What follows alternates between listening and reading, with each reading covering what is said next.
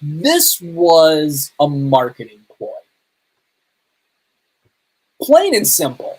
Let's talk about the Mike Tyson-Jake Paul boxing match. For those who don't know, Mike Tyson, the baddest man on the planet in the 1990s, has come out of retirement and is fighting Jake Paul. Yes, Jake Paul from the internet, from all of his online credits, brother of Logan Paul from WWE, who has been boxing for the past couple years and is growing a following. Let's talk about this because there's a couple standpoints that I know a lot of people have some problems with this, and I want to explain why I didn't see a problem. So let's talk about the fight itself. For those who didn't see it, it was, I believe, 8 rounds, 2-minute rounds, which is uncharacteristic for most boxing matches. From what I know, it's usually about 8 to 10 rounds, 5 minutes a round. This was a marketing ploy, plain and simple. And I saw it from a mile away. And if you didn't see it, that's because you're not a marketing person, or you got caught up in the drama of it. And Crystal is pointing out part of that drama. Always hating Jake Paul. Jake Paul has won his last couple of fights. They weren't decisive. There was a little bit of controversy, I believe, on the last one. I cannot remember who he fought. But going into this, if you guys remember, this was announced many, many moons ago. And there was a little bit of a back and forth between Mike and Jake. And it was sort of Jake saying, I respect you, Mike. I think this will be really fun. And no one cared. And then Jake started throwing jabs. And Mike Tyson started doing training montages. And that started to get people's hopes up of Mike's training, which means he's taking this seriously. And Jake Paul's running his mouth. That's not, they wouldn't be doing all this just to get us to pay for a ticket. Crystal in chat says his YouTube house channel was toxic and him and Tana was ridiculous. He's just a moron. He could be a moron, but you know what? He is an incredible marketer. And I got to give him and his brother Logan a round of applause for being marketers. Because he markets himself as a villain. And the great boxers, and when it comes to wrestling and his brother Logan, you need someone to hate.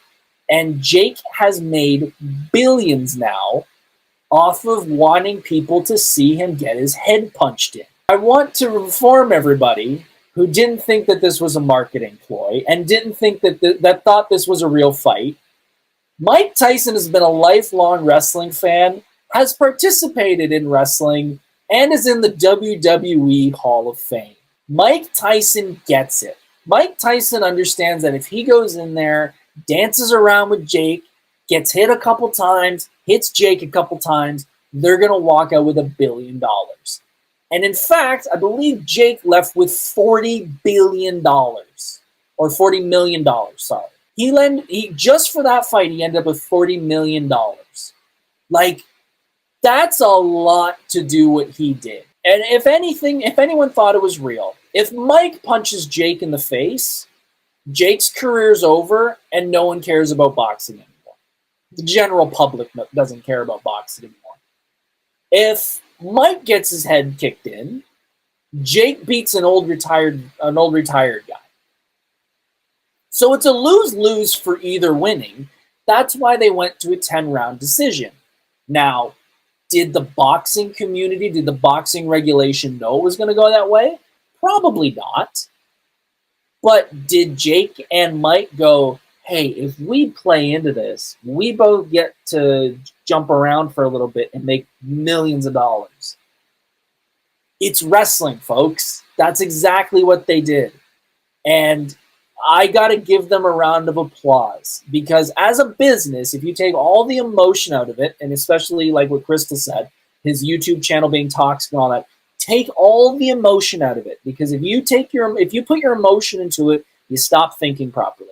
If you pull all that emotion out and thinking of it as a business, Jake doesn't have to do jack for the next 5 years if he doesn't want to. Mike doesn't have to do anything for the next 5 years if he doesn't want to. And the best part about it is that everything that happened that night Mike and Jake, everybody talking about it that night. Got a whole bunch of people watching that fight that wouldn't have cared. And then, when it ended, everyone had an opinion. And then everyone went online the next day to talk about it, which made everybody who hadn't seen the fight want to see what happened. And it's just a continuous inbound marketing circle. And that is marketing genius for him. So I have to give Jake Paul a round of applause when it comes to marketing. I don't know enough about his channel to have an opinion on what he was like on YouTube and all that stuff.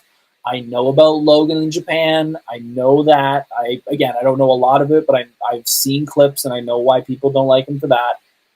But honestly, Jake and Logan are doing incredible work just getting people to show up to watch them both get their heads kicked in. So as a marketer, bravo to both of them. You can have whatever opinion you want about them personally, but as a marketing fight, they both did an incredible job, and they got everybody to watch. And now they both don't have to do anything for like 5-10 years, and everyone's going to forget about it by the time the next one comes around. So bravo from a marketing standpoint.